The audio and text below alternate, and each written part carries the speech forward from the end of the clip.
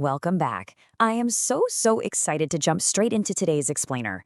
We're doing a hyper-focused breakdown of what is easily one of the Pokemon trading card game's most unforgiving mechanics.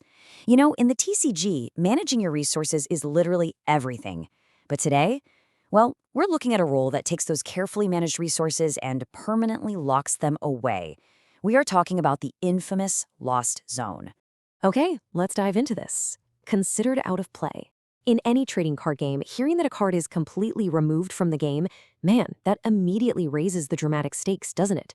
It's not just resting, it's not taking a quick breather on the bench, it is fundamentally removed from the current reality of your match.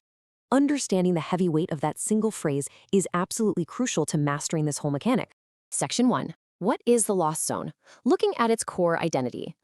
So looking at the formal definition straight from the official rules, the Lost Zone is a unique zone where cards are considered out of play.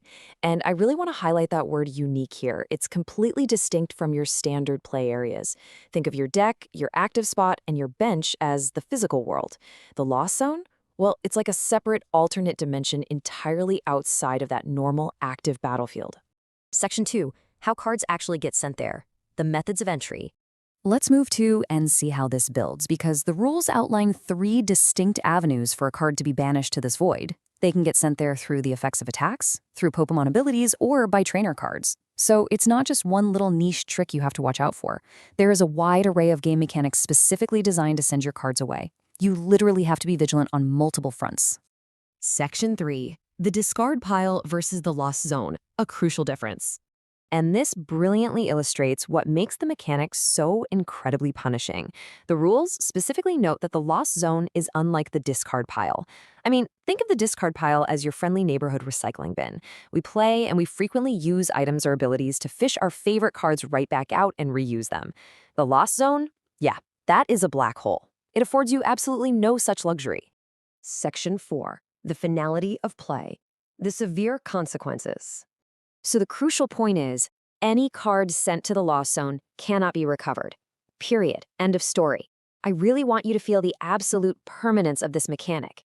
There's no rescue stretcher coming, no clever item combinations, and definitely no special abilities that can reach into the Lost Zone to save your cards.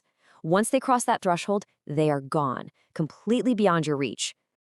Now, what's really interesting about this slide is that your new reality is entirely blunt. Those cards are no longer playable during that game. It just absolutely reinforces the finality of the mechanic. Your deck is now permanently thinner. If your key attacker, or maybe your most crucial resource, gets sent to the Lost Zone, you have to immediately figure out how you're going to win without it. Which leads me to this final thought for you to chew on. How will you adapt when your cards are gone for good? When that familiar safety net of the discard pile is entirely stripped away? How does the absolute finality of the Lost Zone alter your overall TCG strategy? It's a game changer of a mechanic that demands intense focus and really forces you to play smarter. Thanks so much for exploring these rules with me today, and I'll catch you in the next explainer.